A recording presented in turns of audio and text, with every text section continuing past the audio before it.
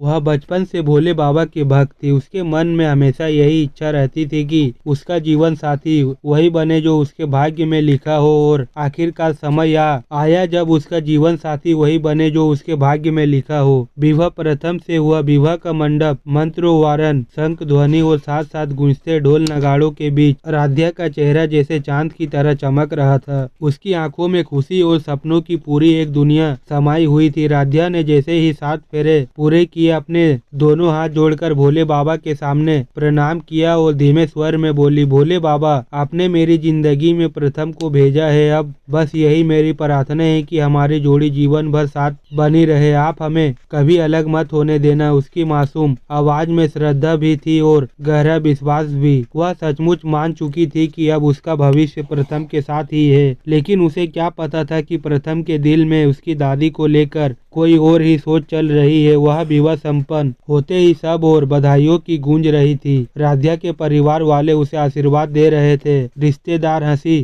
झांक कर रहे थे और स्वर राध्या भी यह सोचकर बेहद खुश थी कि अब उसका जीवन एक नई शुरुआत करने जा रहा है। लेकिन प्रथम का चेहरा उस पर ना सुखी झलक रही थी, ना संतोष। उसकी आंखों में एक अनजाना बोझ और दबा हुआ गुस्सा था। जब सब लोग धीरे धीरे मंडप से बाहर चले गए और राध्या अपने कमरे में सजे दुल्हन के रूप में बैठी इंतजार कर रही थी, तब प्रथम भीतर आया। राध्या की आंखें चमक उठी। उसने सोचा अब उसका पति उसे अपनाएगा, उसके सपनों को सच करेगा। मगर प्रथम ने राध्या की आंखों में देखते हुए ठंडी आवाज में कहा, राध्या, तुमने सोचा होगा कि यह शादी मेरे लिए खुशी का मौका है, लेकिन सच तो यह है कि तुमने मुझे फंसाकर शादी कर ली। तुमने मेरी मजबूरी का फायदा उठाया और इसका बदला मैं तुमसे लेकर रहूंगा। तभी तुम्हें चैन से जीने नहीं दूंगा। यह सुनते ही राध्या का दिल जैसे लाखों टुकड़े में बिखर गया। उसके होंठ कांप उठे, आंखें भर आई। उसने धीमे स्वर में कहा, प्रथम, ऐसा मत कहो। मैं तुम्हें दिल से चाहती हूँ। मैंने भोले बाबा से तुम्हें मांगा है। अगर मैंने तुमसे अपना जीवन साथी माना है तो वह धोखा कैसे हो सकता है। तुम मेरे पति हो, मेरी दुनिया हो। लेकिन प्रथम ने उसके आंसुओं की परवाह नहीं की। उसने अपना सामान उठाया और बोला, मैं इस घर में तुम्हारे साथ एक पल भी नहीं रह सकता। मुझे उस औरत के पास जाना है जिसे मैं सचमुच चाहता हूँ, निहारिका।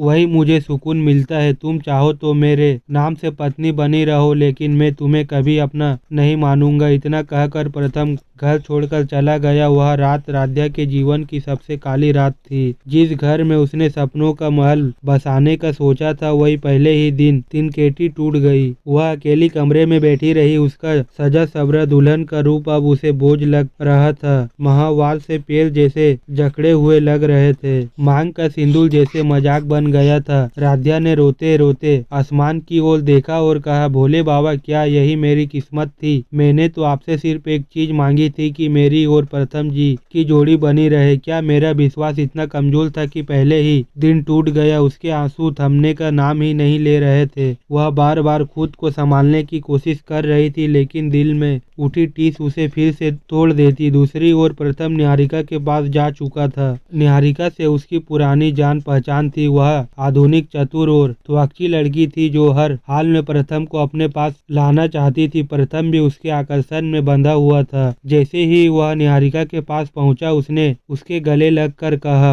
अब मैं सिर्फ तुम्हारा हूँ निहारिका। मैंने राध्या से शादी तो कर ली, लेकिन यह मेरे दिल की मजबूर नहीं थी। मेरा दिल सिर्फ तुम्हारे लिए धड़कता है। निहारिका ने मुस्कुराते हुए कहा, मुझे पता था प्रथम कि तुम मेरे पास लौटोगे। अब हमें कोई अलग नहीं कर सकता। उधर राध्या हर दिन इस उम्मीद में जी रही थी कि शायद प्रथम लौट आएगा। वह हर सुबह भोले बाबा के मंदिर में दिया जलाती और आंखों में आंसू लिए बस यही प्रार्थना करती, हे भोलेनाथ, मेरी शादी को टूटने मत देना। प्रथम की सोच बदल दो, उसके दिल में मेरे लिए जगह बना दो। लेकिन दिन बीतते गए और प्रथम ने उसकी ओर पलट कर भी नहीं देखा। गांव के लोग बातें बनाने लगे, रिश्तेदार ताने देने लगे और घर के माहौल में भी उदासी छा गई। फिर भी राध्या टूटकर हार मानने वाली नहीं थी। वह जानती थी कि उसका प्यार सच्चा है। उसने अपने आंसुओं को ताकत में बदल लिया। उसने खुद से वादा किया, अगर प्रथम मुझे छोड़कर गया तो मैं उसे प्यार से वापस लाऊंगी।